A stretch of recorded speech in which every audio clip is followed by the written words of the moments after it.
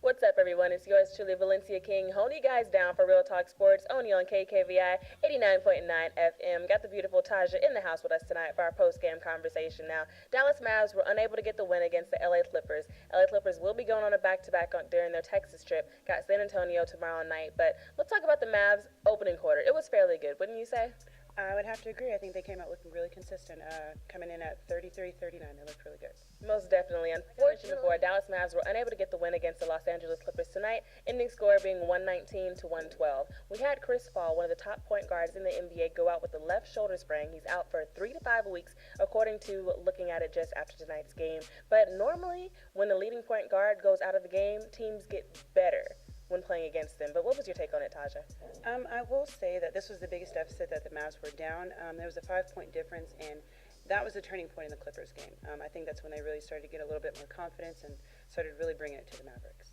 Most definitely. Now, I know personally, whenever Dirk is out, teams just absolutely go ham and try to score as many points as they want. Dallas Mavs didn't really get that memo when Chris Paul went out. But Chris Paul will be out 3 to 5 weeks, and Darren Collison will have to step up, and we'll see what Coach has to say about that next. Yeah, it's a great win for us. It's funny before the game. I said, guys, this could be an 80-point game. It could be a 120 game, and that's exactly what it was. I was really proud of our guys. We started out awful, and they scored on everything. And we just kind of hung in there and cut it to 3 by halftime. It's one of those games, and I said it at halftime. It felt like the Portland game, where every time we cut it, they got up by 10. Every time we cut it, they got up by 12. And I said at one point we have to cut it and then go the other way. And that happened at the very end of the game.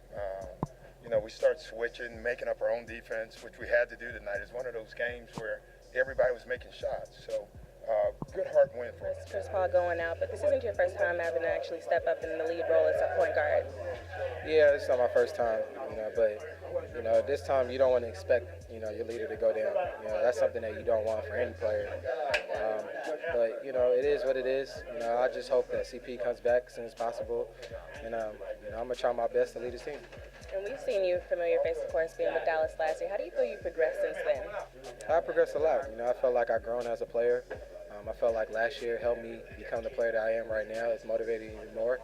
And I'm just happy to be with a team like this, a lot of veteran guys that can help my game expand even more.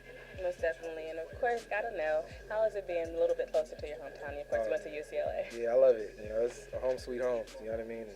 It's no place like playing like home. You know what I mean? To see your family and friends each and every single day, and to play in the NBA is like a blessing. I think earlier they went with Dallin Bear on Blake. So they let Dirk on me, and I know he do want to get in foul trouble. But Blake, Chris, Jamal, they draw a lot of attention when that first unit. So me ducking in, I was just getting easy baskets around. I was in the right position to score early, and that's kind of how it was the whole game, which was good for us. Coach talked about the horrible way you guys started the opening quarter. Talk about how you guys can make some adjustments and not have that happen, especially on the road. We got to get off to better starts, on both ends. Luckily tonight our offense kept us in the game throughout the first half, and we were able to get some key stops down the stretch in the second half. And, we pulled out a tough win on the road. Most definitely. Talk about the tough win on the road. One of the things that's been a key factor in your playing in the NBA is you bring a mental toughness to no matter what team you're playing on. Talk about what you feel like you can bring for this team. Just toughness, energy. I've been around the game for a long time, so just, some leadership.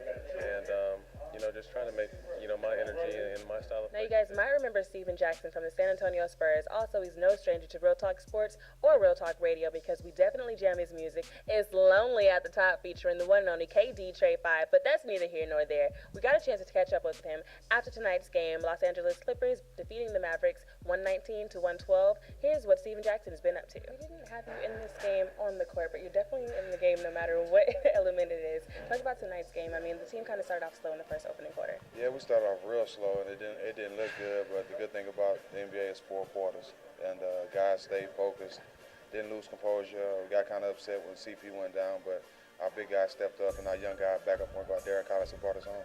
Now, during the postseason and even into the beginning of this opening NBA season, we were all wondering what team you were going to land on. How did you maintain your composure throughout that?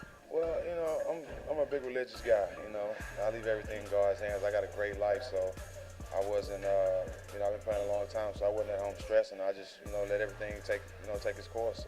I stayed working out, and I was just waiting for a call. And, I got a lot of basketball left, and I knew a lot of teams knew it, and I was just being patient. Most definitely. When you got the call to land here with the LA Clippers, what was that like?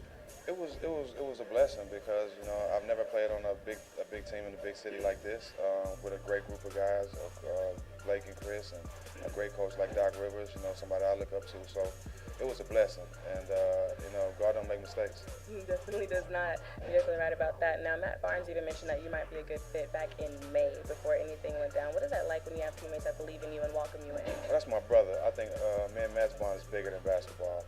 We have a good relationship off the court. And, I've been through a lot I was with him a lot when he lost his mom. So our relationship is beyond basketball. But they know what I bring. They know that I'm one of those guys that fight for my teammates and support them. I have their back 110%. There's not many guys like that in the league. And, that's been my lane since I've been in the NBA, and guys respect that.